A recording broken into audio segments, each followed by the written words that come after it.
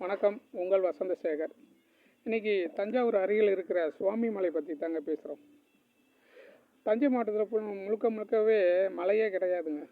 தஞ்சை, நாகை, திருவாரூர் அந்த மாவட்டங்கள்லாம் அப்போ ஒரே மாவட்டமாக தான் இருந்தது. மயிலாடுதுறை எல்லாமே தஞ்சை மாவட்டமாக தான் இருந்தது. இப்போ தான் எல்லாத்தையும் பிரித்தாங்க.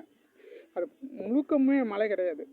ஒரு மலையை கூட பார்க்க முடியாது இந்த தஞ்சை மாவட்டத்தில். ஆனால் சுவாமி மலைன்னு ஒரு பேர் இருக்குது பாருங்கள்.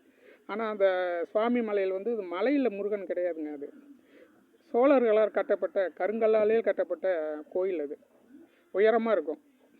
கிட்டத்தட்ட 60 தமிழ் மாதங்கள் இருக்கு இல்லையா, 60 மாதங்கள் இருக்குது.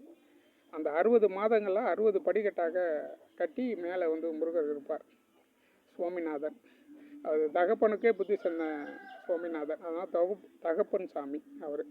இந்த சுவாமி மலைங்கிறது ரொம்பவும் பிரதிபத்த ஒரு ஸ்தலங்க. 6 படை வீடுகளில் அதுவும் ஒன்று. இந்த சோழர்கள் தான் ரொம்ப போற்றி போந்தாங்க அந்த காலத்திலலாம். வந்து அது அந்த அளவுக்கு பெரிய கோயிலாக கட்டி கருங்கல்லாலே கட்டி பெரிய கோயிலாக கட்டிடுறாங்க. நல்ல விசாலமாக இருக்கும். அந்த மாதிரி ரொம்பவும் ஒரு பவர்ஃபுல்லான ஒரு கோயிலுங்க இந்த முருகர்.